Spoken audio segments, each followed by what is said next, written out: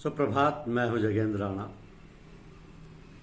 शब्द ब्रह्म, यह हमारी आज की आध्यात्मिक चर्चा का विषय है। शब्द ब्रह्म। देखिए, ब्रह्म के दो रूप होते हैं, निराकार व साकार। इसी तरह शब्द ब्रह्म को समझिए। इस शब्द का नाद इसका निराकार रूप है, क्योंकि ना तो इसे छुआ जा सकता और ना ही देखा। लेकिन जब वही शब्द कलम के माध्यम से कागज पर उतार दिया जाता है तो वह साकार ब्रह्म हो जाता है, जिसे हम छू भी सकते हैं और देख भी सकते हैं।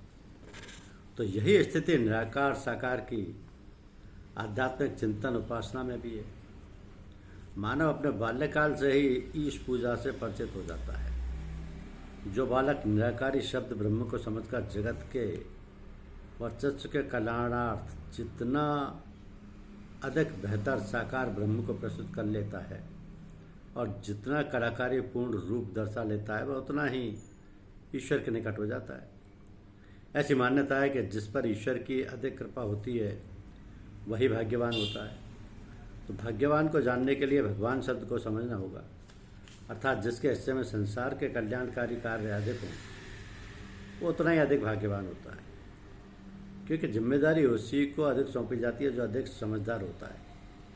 समझदार वो अधिक है जिसने शब्द ब्रह्म के निराकारी व साकार रूप को अधिक समझ लिया है।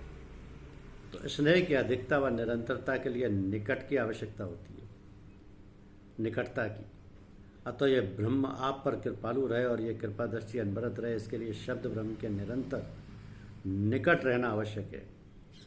आप जिसके जितना निकट होंगे, जितना अधिक उसके बारे में सोचेंगे, उतना ही अधिक उसके बारे में ज्ञान हासिल कर पाएंगे। अर्थात शब्द ब्रह्म की निकटता से शब्द ब्रह्म की जानकारी अधिक से अधिक होती जाएगी, तथा जितना अधिक ज्ञानवान अर्थात समझदार होंगे, जिम्मेदारियां उतनी ही अधिक बढ़ती जाएंगी। अर्थात आपको उच्च भौतिक पद की प्राप्ति होगी और जैसी जितनी अधिक जिम्मेदारी आप संभाल रहे होंगे, उसी हिसाब से आप भाग्यशाली माने जाएंगे।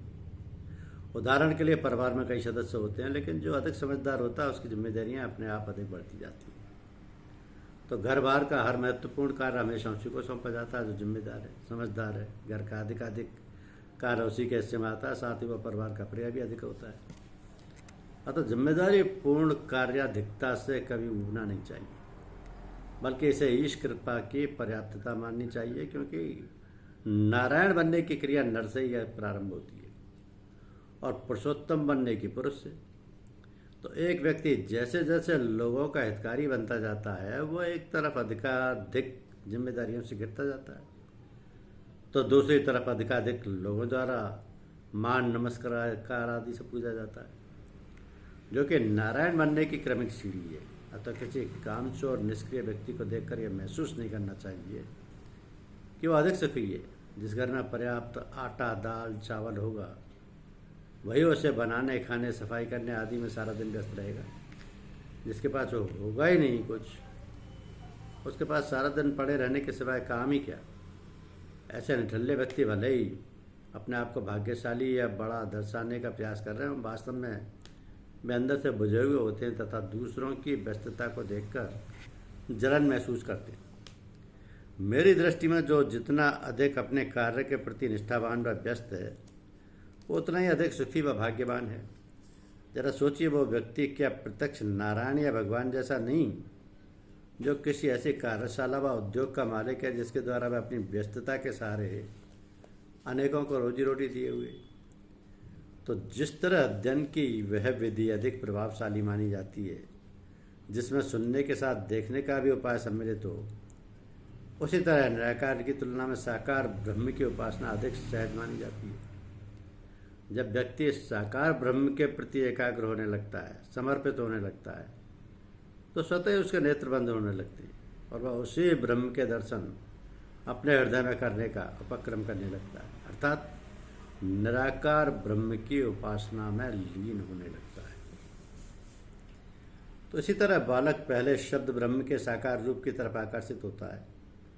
तभी तो बच्चों की पुस्तकें अधिक रंग बिरंगी होती हैं, अर्थात आवर्ण समझाने के लिए मोहक अनार भी बना दिया जाता है, जिसमें बालक का ध्यान पूरी तौर पर अपर केंद्रित रहे, कहीं भटके नहीं। इसलिए हमारे मंदिरों की मूर्तियों को भी अधिक से अधिक कलात्मक बनाने का प्रयास किया जाता है कि दर्शक कुछ पल को दुनिया भूलकर ब्रह्म में अपने को विलय कर सके। तो कलात्मकता से आकर्षित हों, जैसे जैसे बालक उन साकार शब्दों के प्रति पूर्ण समर्पित होता जाता है, वैसे ही वैसे उसकी ध्यान खुली किताब के होते हुए भी अंदर की ओर चला जाता है और फिर प्रारंभ हो जाता है उसी शब्द ब्रह्म के प्रति मनन चिंतन, जो निराकार शब्द ब्रह्म की उपासना में लीन होना ही है। जिसे बालक का चिंतन मनन जितना अधिक गहराता जाता है, वो उतना ही अधिक शब्द ब्रह्म के निकट होता जाता है, और जिसका ध्यान भंग हो जाता है तथा सांसारिक एवं क्षणिक आकर्षण में फंस जाता है, वो भटक जाता है और जीवन भर भटकता ही रहता है। तो ये स्पष्ट कर देना आवश्यक है कि शब्द का ध्वनि अर्थात नाद रूप ही चिंतक के लिए सर्वथा श्रेष्ठ माना गया है। सभ्यता के आदि काल में हमारे ऋषियों ने नाद की पूर्णता की अभिस्वीकृति में ही तो वेदों के ज्ञान को अलिखित रूप में प्रस्तुत किया था, जो युगों युगों तक उसी रूप में चलता रहा। नाद हमारी धड़कन, हमारी अंतश्चेतना एवं अनंत बाह्य प्रकाश में एक साथ चलने वाली अति व्यापक प्रक्रिया है, और जब हम चिंतन के धरातल पर अधिकाधिक तात्विक होते चलते हैं, तभी हम ब्रह्म से एकाकार की ओर प्रवृत्त होते हैं। तो ब्रह्म का नाद रूप कितना महत्वपूर्ण है, ये इस बात से भी स्पष्ट है कि हमारे शास्त्रों में सोच एवं बोल के धरातल पर भी पर पीड़ाकारी शब्दों तक के प्रयोग की वर्जना है। अतः आइए हम प्रथमतः अपने सांसारिक दायित्वों के निर्वाह हेतु ज्ञान की साकार सीढ़ियों में परिचित हों एवं तदनंतर अपनी धड़कन को अनेकानेक जीवों में अनुभव करते हुए चिंतन की ऊंचाइयां चढ़ें, शब्द ब्रह्म को सच्चे अर्थों में जिएं और पूजें। क्योंकि काम, क्रोध, लोभ, द्वेष, हिंसा, मत्सर आदि दोष बड़े ही प्रबल हैं। इन सबका समूल नाश करने का जतन करो। सत्संग या साधना के प्रभाव से कभी कभी मनुष्य को अपने में इन दोषों का अभाव सा दिखता है और वो अपने को पूर्ण मान लेता है, परंतु इनका सर्वथा नष्ट हो जाना कठिन है।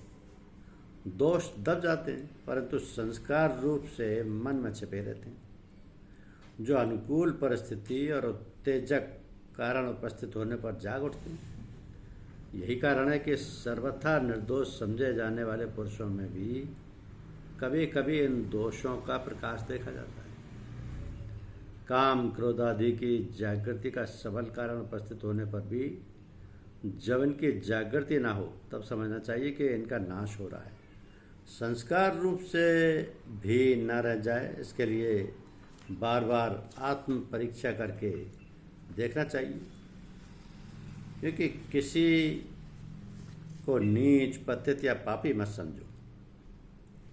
याद रखो, जिसे तुम नीच, पतित या पापी समझते हो, उसमें भी तुम्हारे वही भगवान विराजित हैं जो महात्मा और ऋषियों के हृदय में।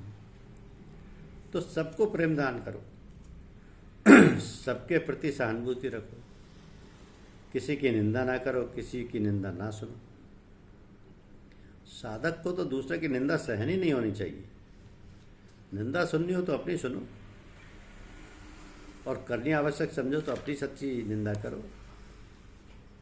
यदि आप गंदे फटे कपड़े पहनते हो तो आपका शरीर ही गंदा हो, तो आप अपने मित्रों, रिश्तेदारों, संबंधियों से मिलने में हिचकिचाते हैं, शर्माते हैं।